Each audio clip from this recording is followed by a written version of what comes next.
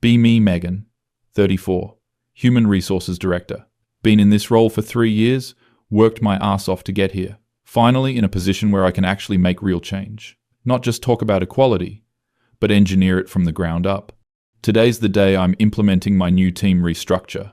Spent 6 months planning this, getting buy-in from leadership. They trust me because I've never steered them wrong.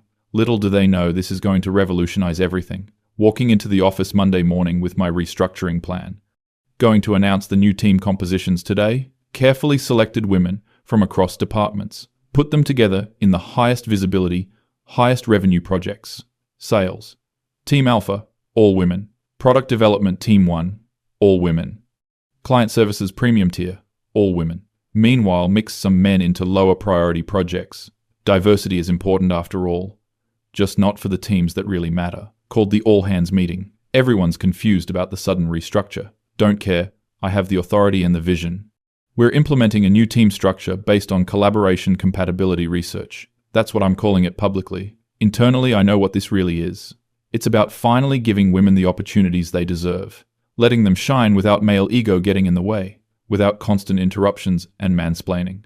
First week goes by. Checking in with my all-female teams constantly. How's everything going? Feeling empowered. Most of them seem stressed, but I chalk it up to adjustment period. Change is always hard at first. Jessica, from Sales Team Alpha, mentions they're having trouble coordinating. Just work through it. You're all brilliant. Notice some of the women asking if they can pull in resources from other teams. No, you have everything you need within your group. They need to learn to rely on each other. Build that solidarity. Second week. Starting to hear grumbling. Men are complaining about the restructure. Specifically Jordan from the old sales team. He corners me in the hallway Monday morning. Megan, we need to talk about these team changes. Here we go. What about them, Jordan? I've been here 7 years. I had relationships with half those clients. Now I'm on a team handling small accounts. Everyone needs to be flexible in their roles, Jordan. This is about organizational growth. Organizational growth? My old team is struggling. Sarah called me twice asking for help with the Davidson account. Then she needs to figure it out herself. That's how people develop. He's getting visibly angry now. Face turning red. Figure it out? I spent 2 years cultivating that relationship. That account is worth $3 million annually, and I'm sure the team will maintain it. They don't know the client's procurement process. They don't know the decision makers. They don't... Jordan, I'm going to stop you right there. What I'm hearing is a lot of assumptions about what women can and can't do. His jaw literally drops. That's not I never said anything about women. You didn't have to. Your lack of faith in your colleagues speaks volumes. Walk away before he can respond. That felt good. Shutting down that nonsense. Week 3. The complaints are getting louder. Now it's not just Jordan. David from Product Development catches me at my desk. Megan, I need 15 minutes of your time. Check my watch like I'm busy. I have a meeting in 20 minutes. This can't wait. The sprint results came in for Team 1. And they completed 23 story points. The previous 6 sprints under the old structure averaged 47. It's been 3 weeks, David. You can't judge productivity over 3 weeks. Yes, actually you can. That's why we measure in 2-week sprints. And it's not just velocity, code quality is down, bug counts are up. He's got printouts. The audacity. Spreading papers on my desk like he's presenting evidence at trial. Look at these metrics. Error rate increased 340%. Customer reported issues up 156%. David, metrics don't tell the whole story. Metrics tell exactly the story. That's literally their purpose. What they don't tell you is the qualitative experience of the team members. The qualitative experience? 3 people have come to me asking when the teams are going back to normal. Then maybe those people aren't adapting well to change. He stares at me like I've grown a second head. Megan, I've worked in tech for 15 years. I know what good teams look like. This isn't it. What I'm hearing, David, is a lot of resistance to a structure that doesn't center male contribution. His face goes from confused to angry in about 2 seconds. Center male contribution? I'm talking about deliverables. I'm talking about our product being broken. I understand you're uncomfortable. Don't do that thing where you make this about my feelings. This is about numbers. Numbers that you're interpreting through a particular lens. The lens of mathematics? The lens of objective reality? This conversation is going nowhere. I appreciate your feedback, David. I'll take it under consideration. Under consideration? We have a release in 6 weeks. Then I'm sure the team will rise to the challenge. He leaves muttering something I pretend not to hear. Week 5. Called into a meeting with the vice president of sales. Michael, one of those old school guys who I've had to educate before. He's got a laptop open. Looks grim. Megan, we need to discuss Sales Team Alpha's performance. Of course. What would you like to know? I'd like to know why their numbers are down 34% compared to last quarter. Okay. That's worse than I expected. We're in a transitional period. Transitional period? Megan, we're talking about a $2.1 million revenue gap. Revenue fluctuates quarter to quarter. Not like this, it doesn't. And it's not just revenue close rate is down. Average deal size is down. Customer retention is down. He spins the laptop around. There's a whole dashboard, all red arrows pointing down. I've compared their performance to Sales Team Beta and Gamma. Both are up year over year. Both are mixed teams. What's different about Alpha? Beta and Gamma have different client portfolios. They have the same types of clients they've always had. Alpha has the premium portfolio or had. We're bleeding clients. I think if you look at external market factors. I've looked at external market factors. Our competitors are up this quarter. This is internal. Time to take control of this conversation. Michael, I understand the numbers look concerning in isolation, but we need to consider the long-term cultural investment we're making. He closes his laptop slowly. Cultural investment. Yes. We're building teams that represent the future of work. The future of work where we lose money? The future of work where diverse voices are elevated. Sales Team Beta is diverse. They're performing well. Sales Team Alpha is homogeneous and performing poorly. It's not the same kind of diversity. Probably shouldn't have said that out loud. Explain what you mean by that. I mean that we've created an environment where certain people can work without certain dynamics. Certain dynamics like closing sales. He's being deliberately obtuse, like male-dominated conversation patterns that suppress contribution. Megan, there are no men on the team to dominate anything. Exactly. And once they adjust to that freedom, it's been 5 weeks. We don't have time for adjustment. I'm losing clients. He stands up, clearly frustrated. I'm giving this 2 more weeks. If numbers don't improve, we're restructuring back. You don't have the authority to. I absolutely have the authority over sales team composition. 2 weeks. He leaves. This is fine. Just need to coach the teams better. Send out an email to all the team leads offering additional support. Week 6. Everything starts falling apart at once. Monday morning, there's a meeting on my calendar I didn't schedule. Team performance review with the Chief Operating Officer. Fuck. Show up to the conference room. It's not just the Chief Operating Officer. It's the Chief Operating Officer, Vice President of Sales, Vice President of Product, Vice President of Client Services, and the Chief Financial Officer. This is bad. They have a projector set up. This is very bad. Chief Operating Officer starts talking, his voice measured. Megan, we've been tracking the performance of the teams restructured 5 weeks ago. 6 weeks. I correct him. Why did I correct him? 6 weeks. We now have enough data to identify clear patterns. The projector turns on. It's a comparison dashboard. Every metric you can imagine. Let's start with sales. Team Alpha, your all-female team, currently down 41% in revenue versus last quarter. There's a graph. It's unmistakable. Teams Beta and Gamma, both mixed gender, up 12% and 8% respectively. Chief Financial Officer chimes in. That's a $2.8 million delta we're talking about. In 6 weeks. If we look at client services, Chief Operating Officer continues. Customer satisfaction scores for the premium tier team, also all-female, dropped from 4.6 to 3.1 stars. Mixed teams in standard and basic tiers maintained their 4.5 average. Vice President of Client Services looks miserable. We've had 4 clients specifically request team changes. 3 threaten to leave entirely. Vice President of Product pulls up another slide. Development Team 1, your all-female engineering team. Oh God, there are so many red metrics. Velocity down 51%. Bug density up 340%, missed deadlines on 4 of 6 milestones. Meanwhile, Team 2, mixed gender, including several women, I might add, shipped early and under budget, trying to maintain composure. I understand the metrics appear concerning. Appear? Chief Financial Officer interrupts. These aren't apparent concerns. These are quantified losses. But we need to consider that these teams are dealing with adjustment periods. They're working against established patterns. The mixed teams adjusted fine, Chief Operating Officer says flatly. Actually, they improved. Why would only the all-female teams struggle with adjustment? Walked right into that one. Because they're working without the infrastructure of male professional networks that... Vice President of Sales literally laughs. Actually laughs. Megan, half of Team Alpha's clients were handed to them. They had existing relationships, existing contracts, they just had to maintain them, and they're doing their best. Their best lost us the TechFlow account, $890,000 annually. The client specifically said they felt the new team didn't understand their needs. Chief Operating Officer puts up another slide. This one is brutal. It's a comparison of team composition versus performance across every metric. All female teams, bottom quartile in everything. Mixed teams, top 2 quartiles in everything. The one all-male team, apparently in information technology infrastructure, middle quartile.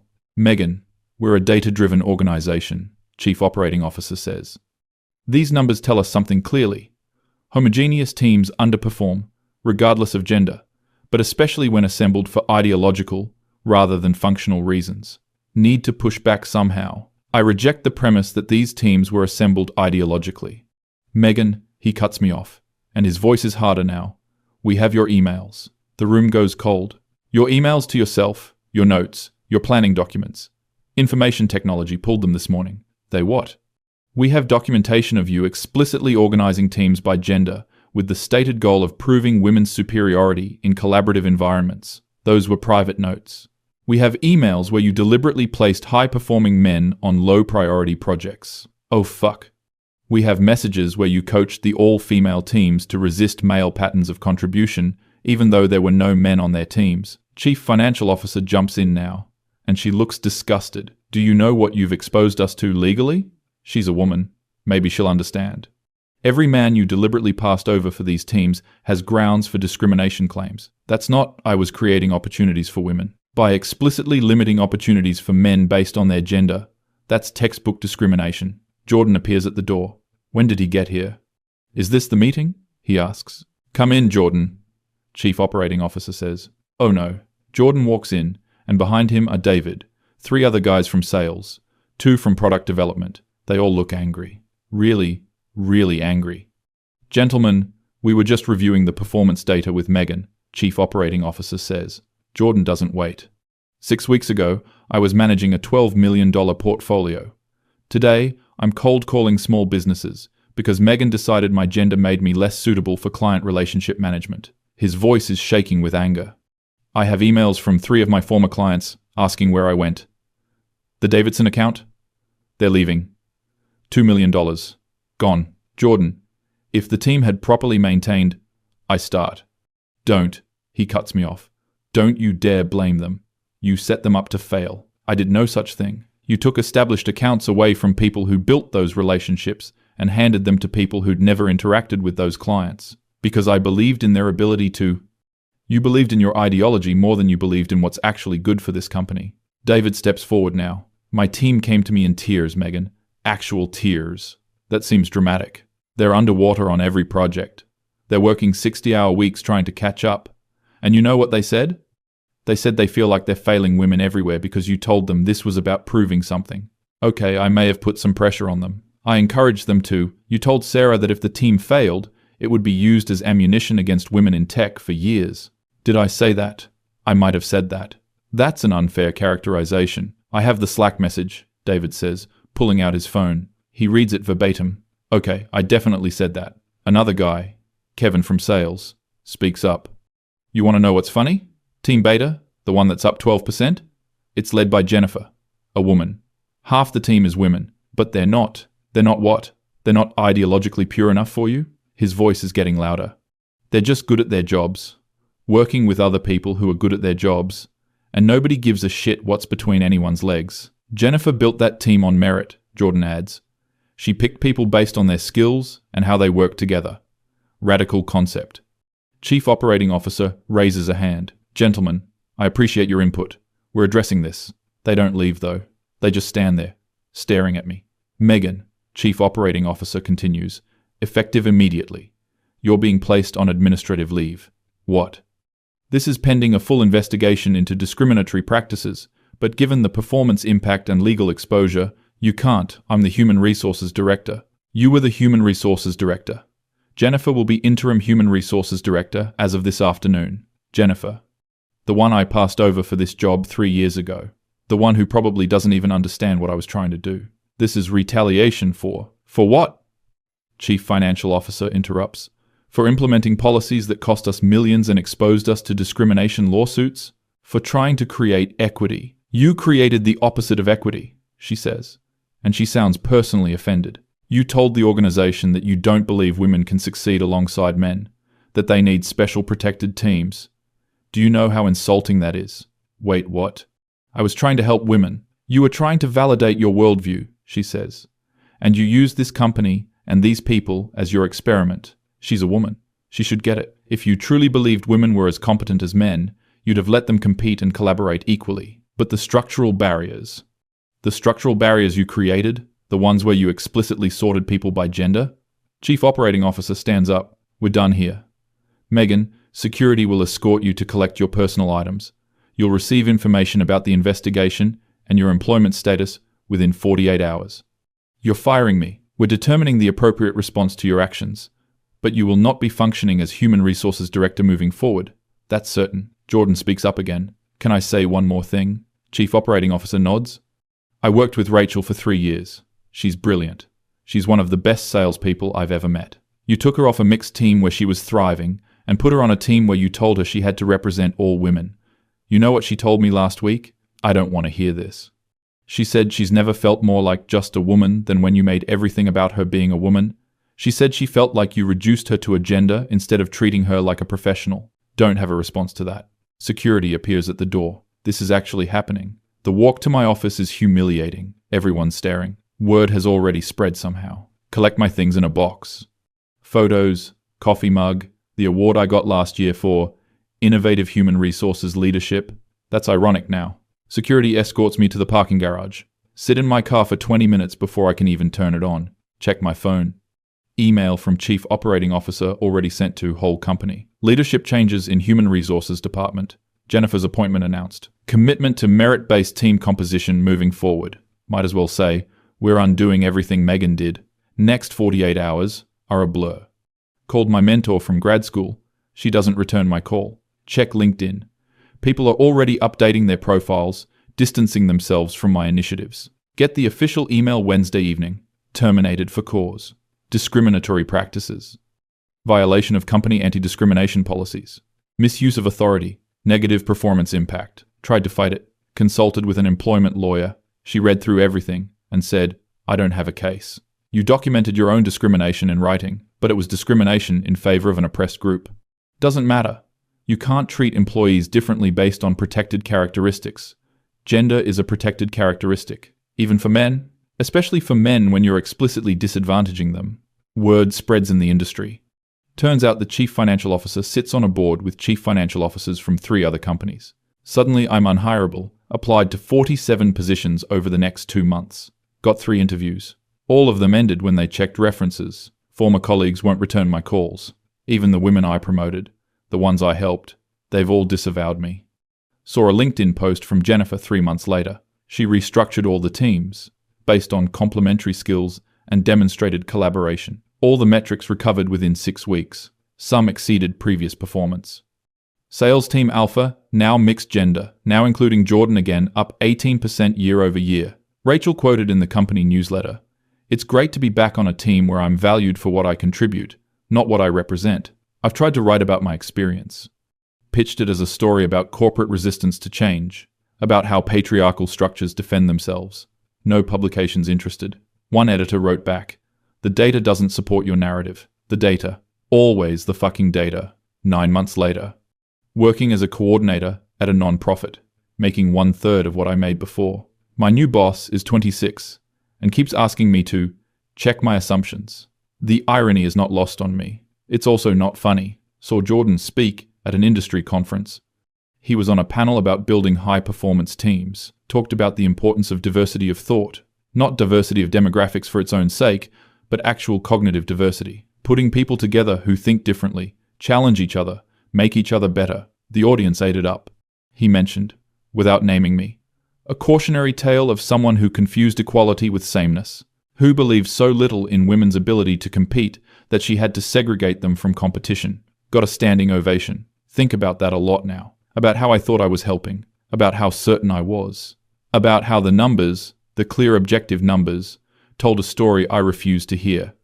about how I destroyed my career trying to prove something that wasn't true, about how I hurt the people I thought I was helping.